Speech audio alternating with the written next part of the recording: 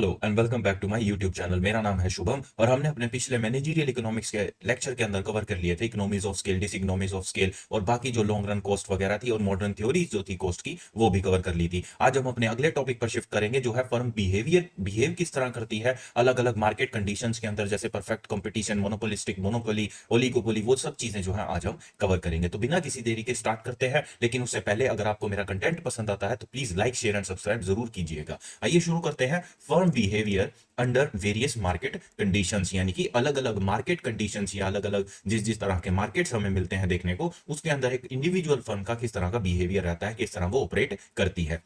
सबसे पहला हमारा मार्केट कंडीशन क्या है? Perfect competition. आइए पढ़ते हैं इसको कि परफेक्ट कंपटीशन क्या होता है, इसका मतलब क्या होता है और इसके अंदर जो टोटल कॉस्ट और टोटल रेवेन्यू है उसका रिलेशनशिप क्या है, मार्जिनल कॉस्ट और मार्जिनल रेवेन्यू का क्या रिलेशनशिप रहता है, तो वो सब चीजें हम यहाँ पर कवर करेंगे। The market consist huge number of buyers and sellers as well as is known as perfect competitive market. जो आपको मार्केट रोजमर्रा की जिंदगी में देखने को मिलता है कि जिसके अंदर बहुत सारे बायर्स हैं और बहुत सारे ही सेलर्स हैं। कोई एक सेलर नहीं, कोई एक बायर नहीं, कोई एक सेलर नहीं, मल्टीपल बायर्स नहीं, बहुत सारे सेलर्स हैं और बहुत ही सारे बायर्स हैं। उस तरह के कंपटीशन को क्या बोला जाता है? Perfect competition. यानी कि वहां पर जो कंपटीशन है वो एकदम से परफेक्ट है, किसी भी तरह की डिस्क्रिमिनेशन नहीं है, कोई भी प्राइस कंट्रोलर या प्राइस टेकर नहीं है, सब बराबरी से वहां पर अपना काम कर रहे हैं। होमोजीनियस कमोडिटीज यानी एक तरह का सामान जो है वहां पर मिलता है। Freedom of entry and exit, बिल्कुल कंपटीशन परफेक्ट है तो उसका सबसे बड़ा जो एक पॉइंट है, एडवांटेज है, वो क्या है कि उसके अंदर जो एंट्री और एग्जिट है, यानी कोई नई फर्म अगर आना चाहती है तो उसको भी फुल फ्रीडम है और कोई जाना चाहती है तो उसको भी फुल फ्रीडम है। किसी भी तरह की प्रिवेंशन या रिस्ट्रिक्शन नहीं लगाई गई है। जिस तरह आपकी मोनोपोली में होती है, वहां पर एंट्री और एग्जिट के ऊपर restrictions होती हैं। of the firm in the industry, perfect knowledge of the commodities and price among buyers and seller। तो ये कुछ इसके एडवांटेजेस बता रखे हैं कि होमोजीनियस कमोडिटीज होती हैं, एंट्री एग्जिट पर कोई रोक टोक नहीं है, टोटल फ्री है। परफेक्ट नॉलेज ऑफ कमोडिटी, यानी कि जो कमोडिटीज आ रही हैं उसका बायर्स और सेलर दोनों को ही परफेक्ट नॉलेज है कि वो क्या है, कितनी क्वांटिटी है, क्या स्टैंडर्ड है, सब उनको परफेक्टली पता है। और price among buyers and seller जो है उसकी भी परफेक्ट नॉलेज है। Mobile production factors are the feature of perfect competition, यानी कि जो प्रोडक्शन के फैक्टर्स हैं वो मोबाइल किस्म के हैं, यानी कि उनको जो है बदलाव उसके अंदर अच्छे से किए जा सकते हैं। According to Miss J Robinson, perfect competition prevails when the demand for the output of each producer is perfectly elastic। यानी कि डिमांड जो है आउटपुट की वो परफेक्टली इलास्टिक है, यानी कि उसको जो उसको उसका उसके अंदर जो चेंज आ रहा है वो बहुत आसानी से किया जा सकता है, ये ड्रास्टिक चेंज उसके अंदर किया जा सकता है प्राइस या सप्लाई को थोड़ा सा भी चेंज करके। कह रहे हैं परफेक्ट कंपटीशन प्रिवेल्स कब आता है? जब डिमांड किसी आउटपुट का ईच प्रोड्यूसर परफेक्टली इलास्टिकली उसको बदल सकता है। यानी कि परफेक्टली इलास्टिक का क्या मतलब होता है? जब कोई डिमांड है किसी कमोडिटी की, वो उसके प्राइस या उसकी सप्लाई दोनों की वजह से उनके अंदर थोड़ा सा भी बदलाव अगर आएगा तो इसकी डिमांड के अंदर बहुत ड्रास्टिक चेंज जो है देखने को मिल सकते हैं। तो वो क्या होता है? अपना perfect elastic. In other words, a perfect competition market may be defined as a large number of buyers and sellers all engaged in the purchase and sale of identically similar commodities who are in a close contact with one another and who buy and sell freely among themselves। ये देख रहे हैं ना आप कि unlimited number of buyers हैं, unlimited number of sellers ही हैं, सब एक ही तरह की प्रोडक्ट बेच रहे हैं। जैसे आपने क्लोथ मार्केट कभी देखा हो, अपने यहाँ पर शोरी मार्केट है, एशिया का लार्जेस्ट क्लोथ मार्केट उसको माना जाता है। तो उस तरह से अगर आप देखना हो, जैसे दिल्ली में जाएंगे तो आपको सरोजनी नगर मिल जाएगा या मोनेस्ट्री मिल जाएगा कश्मीरी गेट की तरफ, तो वो क्या है? वो क्लोथ मार्केट है, बहुत बड़ी मार्केट है, बहुत सारे सेलर्स हैं, बहुत सारे बायर्स हैं, दिन भर इनडेफिनेट नंबर ऑफ वहाँ पर सेलर बायर्स दोनों है ऑपरेट करते हैं। वो किस लिए है? वो होमोजीनियस प्रोडक्ट्स बेच रहे हैं, वो एक तरह के कपड़े बेच रहे हैं। जैसे क्लोथ मार्केट है तो क्लोथ मार्केट है, मोबाइल मार्केट है तो वहां पर सारी टेक्नोलॉजी मिलती है, तो वो सारी चीजें यहाँ पर देखने को मिलेंगी कि होमोजीनियस कमोडिटीज आपको सप्लाई हो रही है। उसके बाद आते हैं अजम्पशन और फीचर्स के ऊपर। Here are the basic features of perfect competitive market। तो अभी हमने जो ऊपर इंट्रोडक्शन में पढ़ा वही फीचर्स जो है यहाँ पर पॉइंट्स में दिए गए हैं। Huge number of sellers and buyers, यानी बहुत सारे सेलर्स होते हैं और बहुत सारे ही बायर होते हैं। Every firm has homogeneous product, सभी फर्म्स का अपना एक होमोजीनियस प्रोडक्ट है। ईच फर्म कैन एंटर और एग्जिट द मार्केट फ्रीली, यानी कि फ्री एंट्री और exit. There is no advertisement on transaction cost, कोई भी एडवर्टीजमेंट नहीं होती है। सब लोकल मार्केट है, होमोजीनियस प्रोडक्ट वहां पर बेच रहे हैं, आप जाओगे वो आपको दिखा देंगे, नहीं जाओगे तो कोई जरूरत होती नहीं है एडवर्टीजमेंट की। Buyers and sellers are assume to be rational, यानी कि परफेक्ट नॉलेज रहती है कमोडिटीज की भी और उनके प्राइस की भी। All the firms have free mobility to the market, यानी कि उनकी जो मोबिलिटी है, जो उनका एक्सेस है मार्केट को लेकर, वो भी फ्री है। कोई गवर्नमेंट इंटरफेरेंस नहीं है। Every firm earns normal profit. Perfect competition के अंदर कभी सुपर नॉर्मल प्रॉफिट नहीं होते हैं। सारे प्रॉफिट जो होते हैं वो किस कैटेगरी के आते हैं? नॉर्मल प्रॉफिट के आते हैं। Every firm is price taker not price maker, यानी कि जैसे आपका मोनोपोली है, वहां पर प्राइस मेकर होता है, कि फर्म होती है वो कुछ भी प्राइस डिसाइड करेगी, वही प्राइस मेकर बनेगी, वही प्राइस टेकर बनेगी, यानी कि जो प्राइस वही सप्लाई डिमांड का दोनों को ही जो है कंट्रोल करती है, क्योंकि एक ही सेलर है और बायर इंडेफिनिट है। तो वही चीज यहां पर बताया है कि भाई यहां पर क्या होता है, यहां पर बहुत सारे बायर्स हैं, बहुत सारे सेलर्स हैं, तो भाई जो प्राइस का यहां पर जो वो है ना फिक्सेशन, वो एक पर्टिकुलर फर्म डिटरमाइन नहीं कर सकती। वो सब मिलके बायर अपनी डिमांड सप्लाई वो सब देखकर जो है डिसाइड की जाती है। क्लोज रिलेशनशिप मेंटेन किया जाता है यहाँ पर बाकी बायर्स के साथ भी। ऐसा नहीं है कि एक मार्केट में 10 दुकानें हैं, तो कोई एक प्रोडक्ट है, मान लीजिए एक जीन्स है, तो वो जीन्स जो है एक दुकान तो 500 रुपए में बेच रही है और बाकी दुकान कोई 1000, 1200, 1300, 1400 में बेच रही है। ऐसा ऐसा नहीं होता है। आप जब जाएंगे तो वहां पर आपको रेट जो है, हाँ थोड़ा बहुत 5-10 रुपए का फर्क जरूर देखने को मिल जाएगा, बट इतना ड्रास्टिक चेंज नहीं होगा। तो वही चीज यहाँ पर बताई गई है कि सब जो है प्राइस टेकर होते हैं, कोई भी प्राइस बनाता नहीं अपनी तरफ से। जो मार्केट ने डिसाइड कर दिया, जो डिमांड एंड सप्लाई ने डिसाइड कर दिया प्राइस, वही प्राइस आप लेंगे, ना उससे ज्यादा ले सकते ना उससे कम लेंगे। उसके बाद आते हैं प्राइस एंड आउटपुट डिटर्मिनेशन की। प्राइस और आउटपुट डिटरमाइन कैसे की जाती है? नो इंडिविजुअल बायर और seller under perfect competition can affect the price of the commodity. मैंने बताया ना, कोई एक, जैसे मोनोपोली में एक ही फर्म है और इंडेफिनिट बायर्स हैं, तो वो एक फर्म प्राइस कुछ भी चार्ज करे, इट डजेंट मैटर, क्योंकि लोगों के पास और कोई ऑप्शन नहीं है। लेकिन परफेक्ट कंपटीशन के अंदर न्यूमरस ऑप्शन अवेलेबल है। ये ज्यादा प्राइस चार्ज कर रहा है तो वही सेम होमोजीनियस प्रोडक्ट है, ऐसी टेंशन भी नहीं है कि ऐसा प्रोडक्ट कहीं और नहीं मिलेगा। 70 जगह वही प्रोडक्ट मिल जाएगा। जाइए सब जगह जहां पर आपको लोवेस्ट प्राइस पॉसिबल मिल रहा है, उसी सेम क्वांटिटी उसी सेम स्टैंडर्ड के प्रोडक्ट पे वो जाके आप चुपचाप ले लीजिए। The power of market supply and demand determined the competitive price, यानी कि जो पावर है मार्केट की डिमांड और सप्लाई की, वही डिसाइड करती है प्राइस को। डिमांड ज्यादा है, सप्लाई भी अच्छी खासी है, तो प्राइस कम हो जाएंगे। डिमांड ज्यादा है, सप्लाई कम है, तो प्राइस ज्यादा रखे जाएंगे। वही चीजें यहां पर चलती रहेंगी। According to Marshall, both the elements of demand and supply both the elements of demand and supply are required for the determination of price of a commodity in the same manner as both the blades of scissors are required to cut a cloth। यानी कि जैसे कैंची के दोनों हाथ होने चाहिए कुछ भी काटने के लिए, वैसे ही प्राइस डिटरमाइन करने के लिए डिमांड और सप्लाई दोनों का होना बहुत जरूरी है। सप्लाई है डिमांड नहीं है, डिमांड है सप्लाई नहीं है, तो दोनों केसेस जो हैं काम नहीं करते हैं। आपका दोनों का होना बहुत जरूरी है, डिमांड भी हो और सप्लाई भी हो। तो वही चीज बताई है यहाँ पर मार्शल ने। As is clear that firm is the price taker, not the price maker under perfect competition। price maker कौन है? डिमांड और supply. The price is fixed by the intersection of product demand and product supply here। तो मैंने बताया ना, price maker कौन है? Demand और सप्लाई। तो इंटरसेक्शन देखा जाता है कि कहां पर डिमांड बेस्ट है और सप्लाई बेस्ट है। जिस इंटरसेक्शन के ऊपर, यानी डिमांड और सप्लाई का जो इक्विलिब्रियम पॉइंट है, जो एक ऐसा पॉइंट जहां पर डिमांड भी बहुत सही चल रही है और सप्लाई भी बिल्कुल अप्रोप्रिएट है। 1 लाख की अगर डिमांड है कमोडिटीज की, तो 1 लाख की ही सप्लाई चल रही है। ऐसे पॉइंट पर जो है प्राइस डिटरमाइन किया जाता है। This intersection point is known as point of equilibrium and the product demand and supply is equal at this point। मैंने बताया ना आपको कि जहां पर डिमांड 1 लाख कमोडिटीज की है और सप्लाई भी 1 लाख कमोडिटीज की ही हो रही है, तो ऐसा पॉइंट क्या कंसिडर किया जाएगा? आपका पॉइंट ऑफ इक्विलिब्रियम या इक्विलिब्रियम। तो इस पॉइंट पर, इस पर्टिकुलर पॉइंट के ऊपर आपकी जो प्राइस है वो डिटरमाइन की जाती है। तो आइए फिगर 25 देखते हैं, जहां पर इक्विलिब्रियम पॉइंट ई को बताया गया है अपने डिमांड और सप्लाई के हिसाब से। तो ये देखेंगे हम, हमारा जो है पॉइंट ई, ये रहा पॉइंट हमारा ई। तो इसमें क्या है? हमारी ये क्वांटिटी है, ये हमारा प्राइस है, ये वाला। तो ये एक पॉइंट है, ये हमारा डिमांड कर्व है, आप देख रहे हैं ये डिमांड कर्व है, और ये क्या है? हमारा सप्लाई कर्व है। ठीक है, ये इंटरसेक्ट कहां कर रहे हैं? इस पॉइंट के ऊपर। आपका डिमांड कर्व हमेशा ऐसे बनता है, तो आपको पता होगा। ठीक है, और आपका सप्लाई कर्व हमेशा ऊपर की तरफ बनता है। Upward towards the right is our supply curve, downward towards the right is our demand curve. तो वही चीज यहां बताई है। ये जहां भी इंटरसेक्ट करते हैं, ये यहां पर इंटरसेक्ट करके इस वक्त ये पॉइंट हमारा क्या बन जाएगा? Equilibrium point. इस पर्टिकुलर पॉइंट पे ही हमारा प्राइस जो है डिटरमाइन किया जाएगा, प्राइस को मेक किया जाएगा। यानी प्राइस मेकर क्या बन गया हमारा? ये इंटरसेक्शन बिटवीन अपना डिमांड एंड सप्लाई।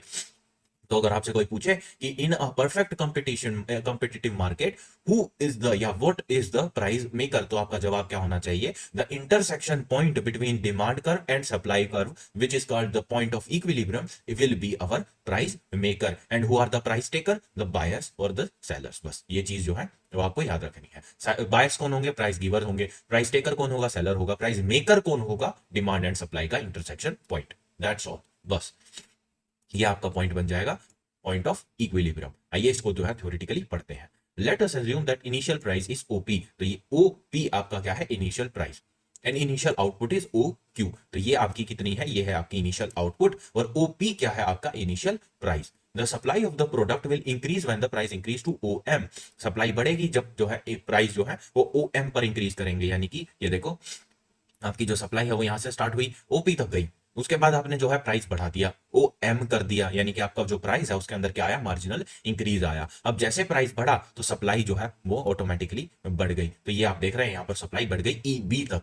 देखा ये चीज। उसके बाद क्या चीज आई? At this price supply is greater than the demanded quantity. Quantity कितनी थी? क्वांटिटी तो इतनी थी ना, ऊपर से डिमांड करवा रहा है। डिमांड कर्व कहां रुक गया? इस पॉइंट पे, पी पे, क्योंकि हमने जो है इनिशियल प्राइस जो है ओपी फिक्स किया था। ओपी फिक्स करने पे ही हमारी क्वांटिटी कितनी थी? ओ क्यू थी। अब हमने प्राइस तो बढ़ा दिया ओ एम पे, लेकिन डिमांड बढ़ाई नहीं। डिमांड अभी भी जो है ओ क्यू चल रही है। तो वही चीज बता रहे हैं यहां पर। तो जैसे जैसे हम अपनी जो है प्राइस रिड्यूस करेंगे, क्योंकि हमने अपनी डिमांड सप्लाई जो है, यहाँ पर क्या डिमांड एंड सप्लाई की बात आ रही है, क्यों हमारी डिमांड है, क्यों ही हमारी सप्लाई है, यानी कि हमारी डिमांड और सप्लाई जो है वो दोनों इस वक्त इक्विलिब्रियम के अंदर है। तो हमें उसी पॉइंट को पे अपना जो है प्राइस फिक्स करना पड़ेगा। अब जैसे ही हमने अपना प्राइस नीचे कर दिया, मान लीजिए यहाँ पर जैसे प्राइस ऊपर किया था तो सप्लाई ऊपर चली गई थी, वैसे ही जैसे ही हमने अपना प्राइस नीचे कर दिया तो अब डिमांड नीचे चली गई। जैसे प्राइस ऊपर किया सप्लाई ऊपर चली गई, जैसे ही प्राइस नीचे किया डिमांड नीचे चली गई। तो ये चीज यहां पर देखते हैं। तो ना तो हमें ओ एल लेना है, ना हमको ओ एम चाहिए। हमको क्या प्राइस चाहिए इक्विलिब्रियम मेंटेन करने के लिए? ओ पी, जो हमने इनिशियली डिसाइड किया था। The price will automatically goes up to O P level with the application of law of demand. यानी कि जब प्राइस का लेवल ओ एम पे जाएगा तो भी वो डिक्रीज करके ओपी पे आ जाएगा, और जैसे ही वो ओ एल पे डिक्रीज होगा वो फिर से इंक्रीज करके ओपी पे आ जाएगा, क्योंकि मार्केट को अपने आप को इक्विलिब्रियम में रखना है। तो ये वही चीज कह रहे हैं कि प्राइस जो है ऑटोमेटिकली से यहाँ पे मतलब सिर्फ इतना है कि जो डिमांड एंड सप्लाई है दैट विल डिसाइड कि प्राइस कितना होना चाहिए। इसीलिए, क्योंकि देखिए मैनुअल क्या होता है? मैनुअल होता है जब फर्म्स के पास कंट्रोल होता। फर्म्स के पास कंट्रोल नहीं है। कंट्रोल किसके पास है? डिमांड एंड सप्लाई के पास। डिमांड एंड सप्लाई कैसे ऑपरेट करती है? Automatically, autonomously. उसका आपको पता नहीं होता, ठीक है, कब किस चीज की कितनी डिमांड बढ़ जाए। वो आप सिर्फ एंटीसिपेट कर सकते हो, उसके बेसिस पे स्ट्रेटेजीज बना सकते हो। तो वही चीज इसीलिए यहाँ पर बोली गई है कि एक इनवॉलेंट्री एक्शन है या एक ऑटोमेटिक एक्शन है कि जैसे ही प्राइस ऊपर जाएगा वो अपने आप ओपी यानी इक्विलिब्रियम लेवल पर डिक्रीज करना स्टार्ट करेगा,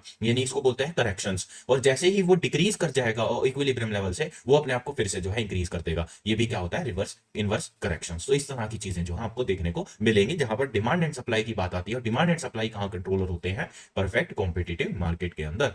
दैट्स इट। ये आपका जो है परफेक्ट कॉम्पिटिटिव में डिमांड एंड सप्लाई और प्राइस डिस्टिंक्शन, सॉरी, प्राइस क्या बोला था इन्होंने? Determination, right. प्राइस डिटर्मिनेशन किस तरह की जाती है अपने परफेक्ट कॉम्पिटिटिव मार्केट में, तो वो यहां से अच्छे से समझा दिया है। उसके बाद आते हैं एक फर्म का इक्विलिब्रियम कैसे मैच करता है। A firm is a unit engaged in the production for sale at a profit and with the objective of maximising profit. अब एक चीज तो हम ऊपर से पढ़ते आ रहे हैं, प्रोडक्शन फंक्शन में भी पढ़ा था, कंज्यूमर में भी पढ़ा था, थ्योरीज ऑफ कॉस्ट में भी पढ़ी है चीज। एक फर्म या एक इंडिविजुअल कब इक्विलिब्रियम में होता है? जब वो मिनिमम कॉस्ट के ऊपर मैक्सिमम प्रॉफिट अर्न कर रहा होता है। तो वही चीज यहां पर पढ़ेंगे अब दोबारा से।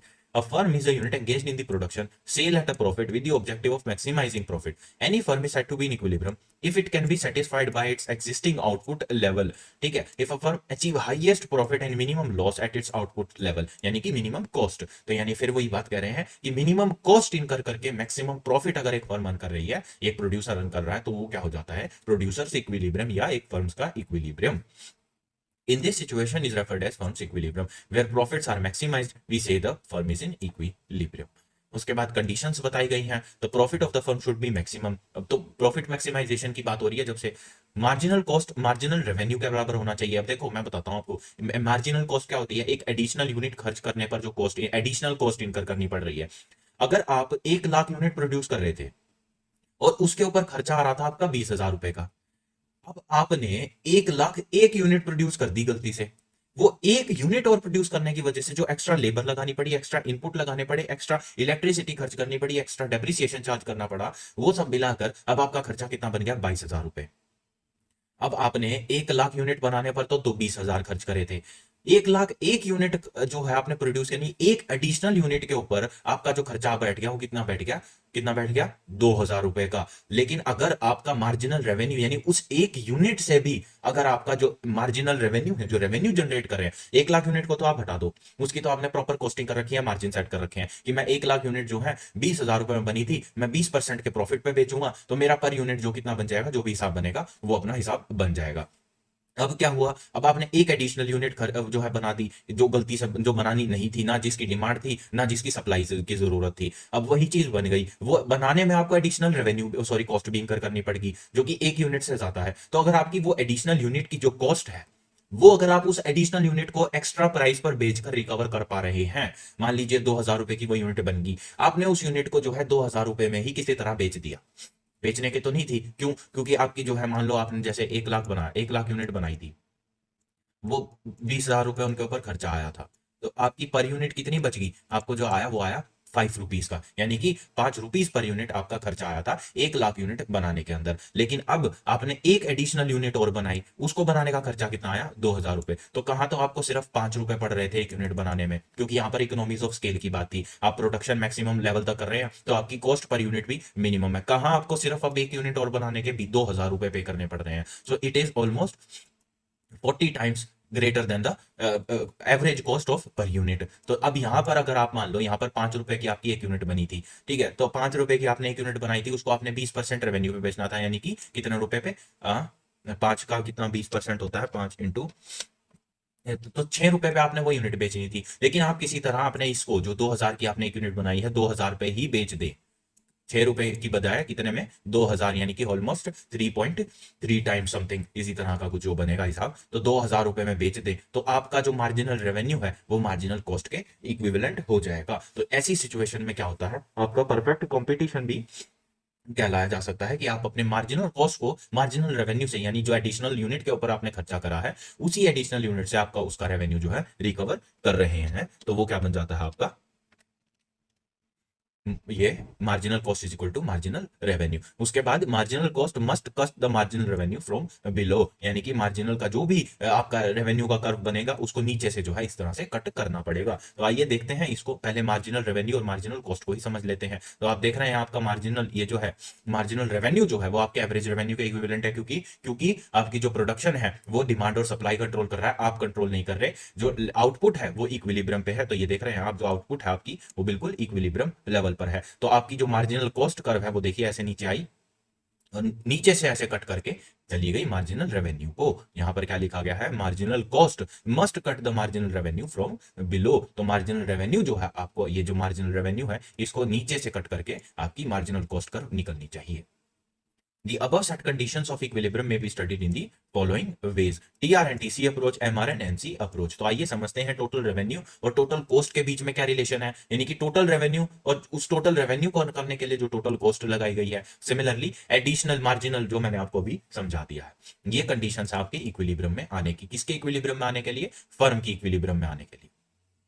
तो टीआर और टीसी अप्रोच पढ़ते हैं। तो in short run a firm functions on that output level at which its profit are maximised and losses are minimised. जब आपके जो कॉस्ट है वो मिनिमम है और प्रॉफिट क्या है, मैक्सिमम है। The profit can be calculated by subtracting total cost from total revenue. तो वो तो आपको सिंपल फॉर्मूला पता ही है, आपके इनकम में से अगर मैं एक्सपेंसेस माइनस कर दूं तो आपको क्या बच जाएगा, आपका प्रॉफिट आ जाएगा। सिमिलरली कॉस्ट, कि भाई मेरे रेवेन्यू कितना आया, कॉस्ट के साथ जो टर्म यूज की जाती है वो रेवेन्यू की जाती है, रेवेन्यू में से अगर मैं कॉस्ट माइनस कर दूं तो हमारा क्या आ जाएगा, प्रॉफिट।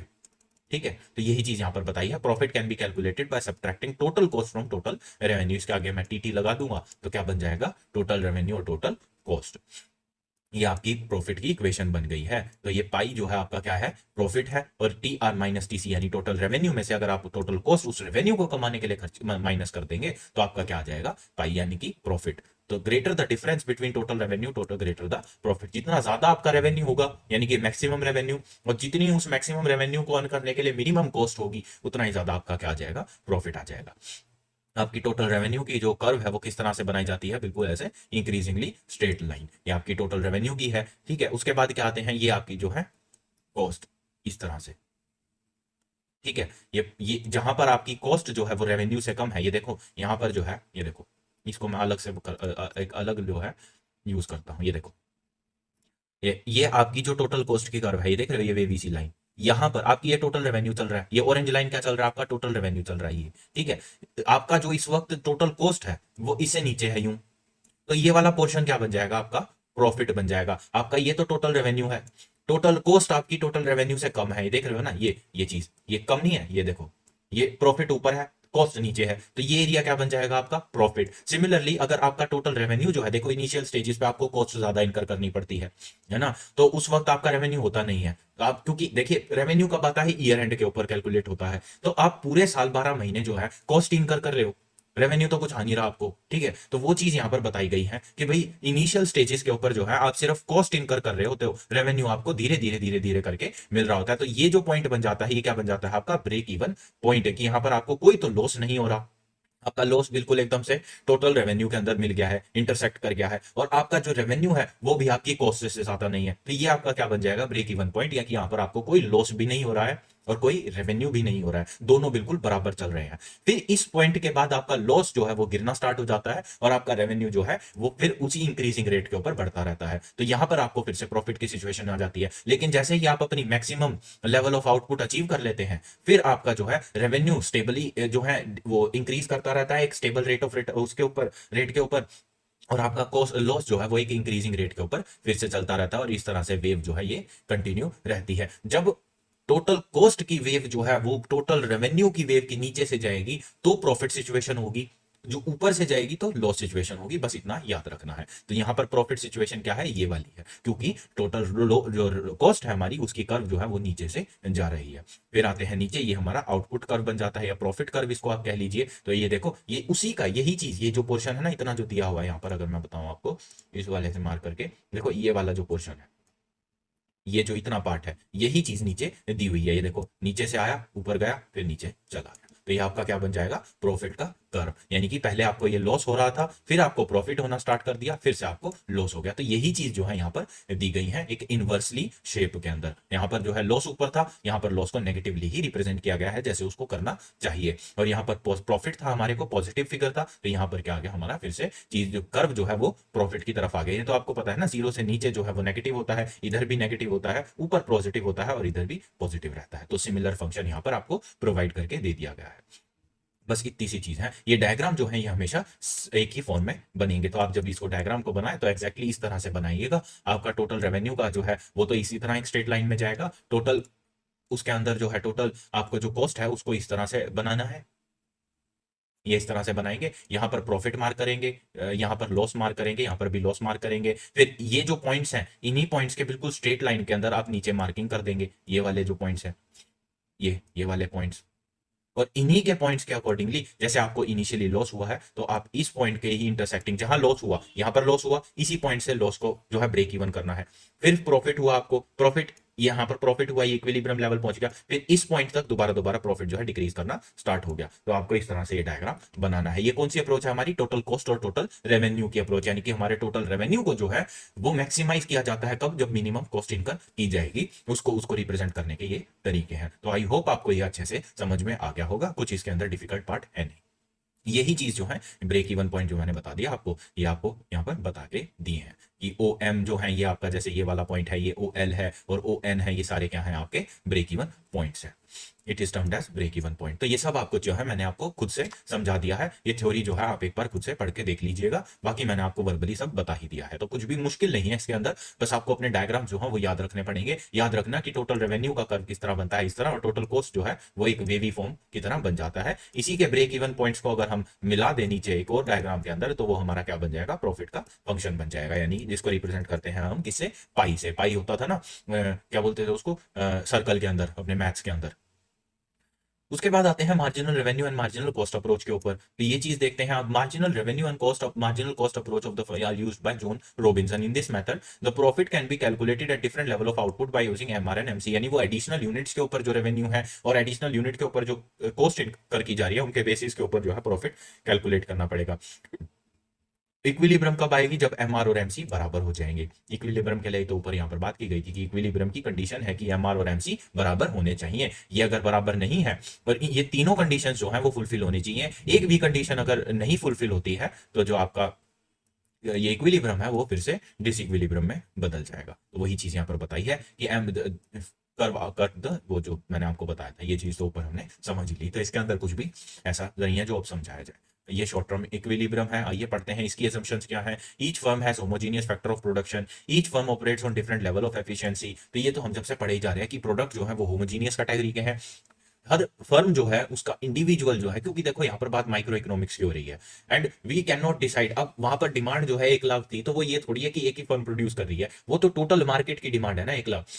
सप्लाई भी फिर एक फर्म नहीं कर सकती, एक फर्म 1 लाख कमोडिटीज नहीं बना सकती। तो वो जितनी भी फर्म्स वहां पर है, जितने भी सेलर्स वहां पर है, वो सब मिलकर वो टोटल जो है आपकी डिमांड और टोटल सप्लाई जो है सर्व कर रहे हैं, सब मिलकर। एक इंडिविजुअल अगर करेगा तो फिर तो वो मोनोपोलिस्टिक मार्केट, वो मोनोपोली हो जाएगा ना। तो यहाँ पर क्या है, 1 लाख की टोटल मार्केट की डिमांड है, तो मार्केट जो सप्लाई है वो भी सारे मिलकर ही करेंगे। कोई 10,000 करेगा, कोई 20 करेगा, कोई 5 करेगा, कोई 30 करेगा, तो इस तरह से सब मिलकर करेंगे। Every firm has different cost curves. वो तो फिर वही बात है ना, जिसकी जो डिमांड है, जो आउटपुट है मैक्सिमम, उसके हिसाब से कर्व्स बनती हैं। ये तो आपको कॉमन सेंस वाली बात है।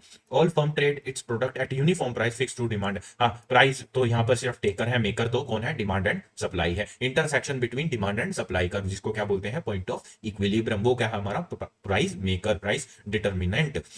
फर्म्स क्या होती है यहाँ पर? Price taker. बायर्स क्या होते हैं यहाँ पर? Price giver. तो price is equal to marginal revenue is equal to average output level of each firm may not be similar. तो वो तो यही वाला पॉइंट आ गया, ये हर एफिशिएंसी डिफरेंट है तो आउटपुट भी डिफरेंट डिफरेंट होगी। फिर आते हैं अब नॉर्मल प्रॉफिट्स के ऊपर कि when a firm total revenue exceed total cost it will enjoy super normal profit. यानी कि जो उसका टोटल रेवेन्यू है, अगर वो किससे बड़ा बड़ा है? टोटल कॉस्ट से, तो सुपर नॉर्मल प्रॉफिट्स की सिचुएशन आ जाती है। In short run it is not possible for the new firm to enter the industry. The figure 28 illustrate the equilibrium point E1 where MR is equal to MC and MC curve, तो यानी equilibrium है, तो ये conditions यहाँ पर fulfil हो रही हैं।